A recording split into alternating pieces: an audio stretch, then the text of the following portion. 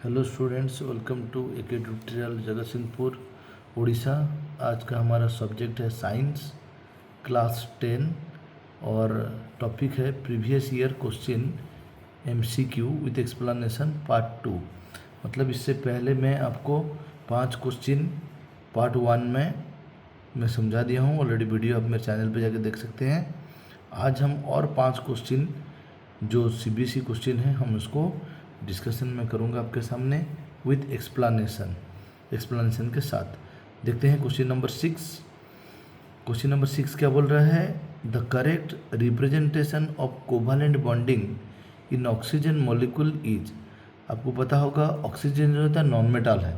Generally non metal क्या करते हैं, कौन सा बॉन्ड फॉर्मेशन करते हैं?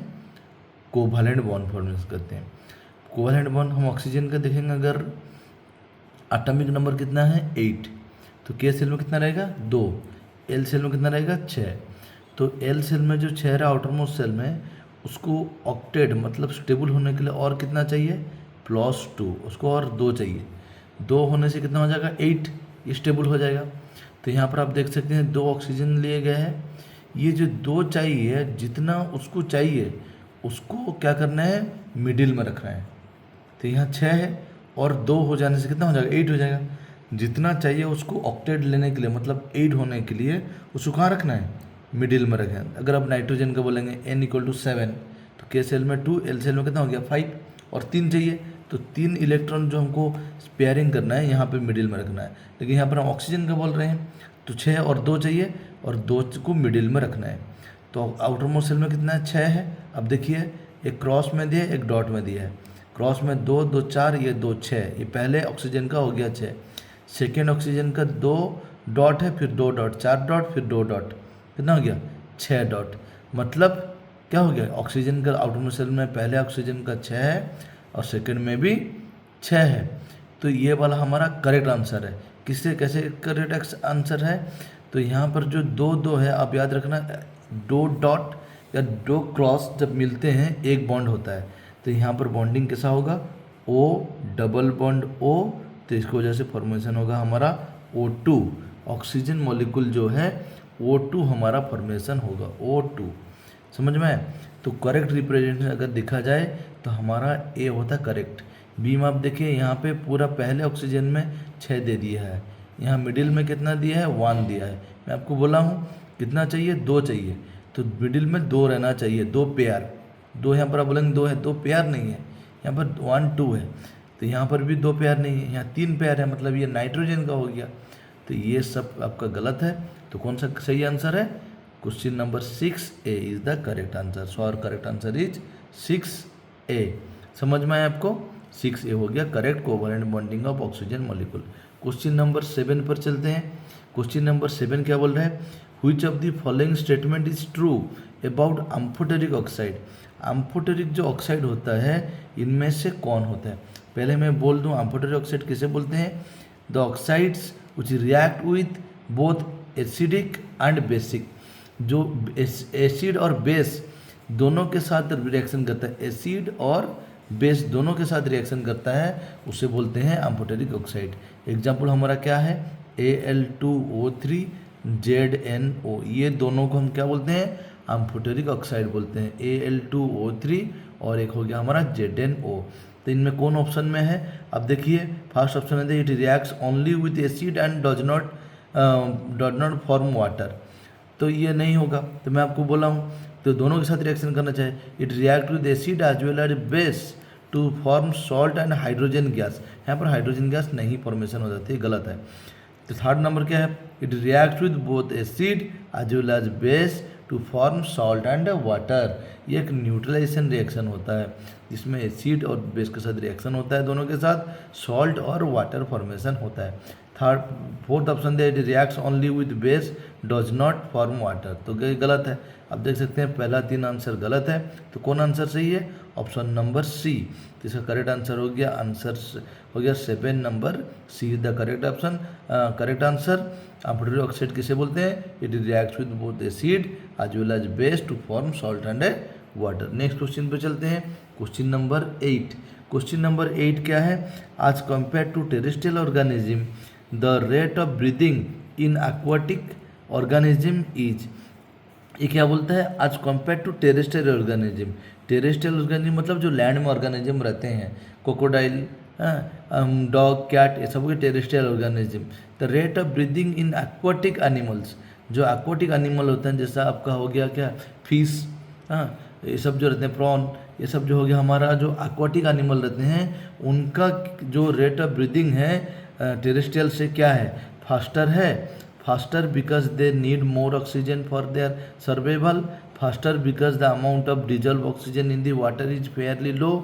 Lower slower because the amount of dissolved oxygen in water is fairly low. Slower because the capacity of water dissolving in atmospheric air is limited. अगर हम देखें किसके अंदर बोलते हैं, टेरेस्ट्रियल और एक्वाटिक। एक्वाटिक एनिमल का पूछ रहा है, तो एक्वाटिक एनिमल का क्या होता है, फास्टर होता है। तो अब अगर हम जान गए फास्टर, तो हमारा भी क्या कैंसिल हो गया, 2 ऑप्शन कैंसिल हो गया, सी और डी। अब इस तरह भी आंसर जानने की कोशिश कर सकते हैं कि पहले एलिमिनेट जिसको बोलते हैं, तो हमारे पास अभी 50-50 चांस रहा। इधर ए हो सकता है, बी हो सकता है। ए में भी फास्टर दिया है, बी में भी फास्टर दिया है। अभी देखते हैं और एक्वाटिक ऑर्गेनिज्म के बारे में बोला है। और faster because amount of dissolved oxygen, आपको पता होगा जो ऑक्सीजन वाटर में होता है कैसे होता रहता है, डिजल्व ऑक्सीजन होता है, पानी में मिस के रहता है। इन वाटर इज फेयरली लो, बहुत कम होता है। इसके लिए उनको क्या करते हैं, जो एक्वाटिक एनिमल रहता है उनका गिल्स रहता है, पेयर ऑफ गिल्स रहता है जो इजीली डिजल्व ऑक्सीजन को ले सकते हैं। तो इसका आंसर हो गया हमारा 8 number B, faster because the amount of dissolved oxygen in water is fairly low, बहुत कम होता है। क्वेश्चन नंबर 9 पे चलते हैं। क्वेश्चन नंबर 9 क्या है हमारा, क्वेश्चन नंबर 9 दिया है the process in which loss of water in the loss of water. अब थोड़ा पॉइंट करेंगे, कौन मैं 0 पॉइंट कर रहा हूँ, loss of water in the form of vapour from the aerial part of the plants takes place is X with the help of y, help in y, here x and y are respectively। आपको पता होगा कि loss of water in the form of vapour in aerial part दिया है, इसे क्या बोलते हैं, ट्रांसपिरेशन बोलते हैं। क्या बोलते हैं, ट्रांसपिरेशन बोलते हैं। और हेल्प इन वाई, तो जो ट्रांसपिरेशन होता है, जनरल ट्रांसपिरेशन का अगर हम देखें, ट्रांसपिरेशन का अगर हम क्या करता है, ट्रांसपिरेशन किस में हेल्प करता है, हेल्प इन फोटोसिंथेसिस और रेगुलेट बॉडी टेम्परेचर में, plants of the regulate body temperature of the plants में क्या करता है, ट्रांसपिरेशन हेल्प करता है। हम देखते हैं कहाँ पे आंसर है हमारा। तो पहला क्या है, एक्स बोला था, identify X and Y respectively, मतलब फर्स्ट हमको एक्स आइडेंटिफाई करना है। तो एक्स कहाँ पर है, एक्स ए में भी ट्रांसपिरेशन है, बी में भी ट्रांसपिरेशन है, सी में ट्रांसलोकेशन है, बिल्कुल ही आंसर नहीं होगा, डी में भी ट्रांसलोकेशन है, इसका आंसर भी नहीं होगा। इस तरह पर एलिमिनेट कर दिए, यहाँ पर भी 50-50 चांस आ गया। तो ए में दिया है transpiration and photosynthesis, help in photosynthesis. B में दिया है transpiration and temperature regulation, temperature regulation.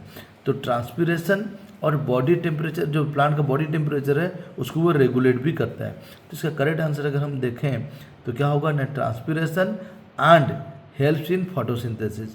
Generally ये फोटोसिंथेसिस में हेल्प करता है, तो इसलिए क्या होता है, करेक्ट आंसर क्या हो गया, 9A। 9A हो गया हमारा करेक्ट आंसर। तो उसका डेली हम 5 क्वेश्चन करते हैं। तो नेक्स्ट क्वेश्चन पे चलते हैं। आज का हमारा लास्ट क्वेश्चन जो है उसको हम देखते हैं। क्वेश्चन नंबर 10 आप देखिए, हमारा आज का last question, question number 10। The bacterial and viral infection that में, द बैक्टीरियल और वायरल इन्फेक्शन क्या बोला है, the bacterial viral infection that may cause due to onset sex respectively. Bacterial और viral infection that may cause due to onset sex respectively are.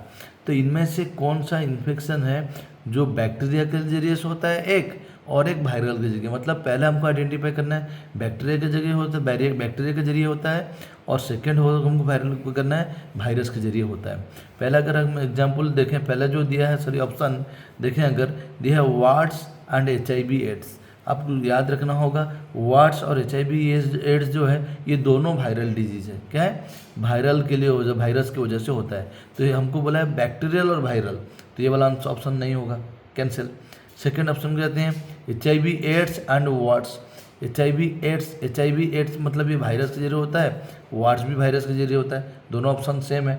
तो ये भी answer नहीं होगा, हमको बैक्टीरियल और वायरल इन्फेक्शन करना है। अगर हम सी को जाएँ, गोनोरहोइया, आपको पता होगा गोनोरहोइया जो है वो बैक्टीरियल इन्फेक्शन है, बैक्टीरियल की जो होता है, और सिफिलिस जो है वो वायरस के लिए हो जाए। तो हमको वही बात पूछा था, पहला बैक्टीरियल, सेकंड क्या है, वायरल।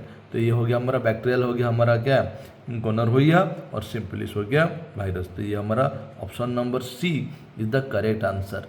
उसके बाद अगर हम जाएं डी को, सिफिलिस आपको बोला हूँ, सिफिलिस होता है वायरल और वार्स होता है वायरल व वायरस के जरिए होता है।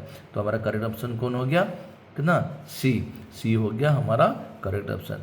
तो आज के लिए 5 हमारा जो क्वेश्चन हम डिस्कशन कर चुके हैं। नेक्स्ट वीडियो आप कमेंट कीजिए, फिर हम नेक्स्ट वीडियो कल अपलोड करेंगे।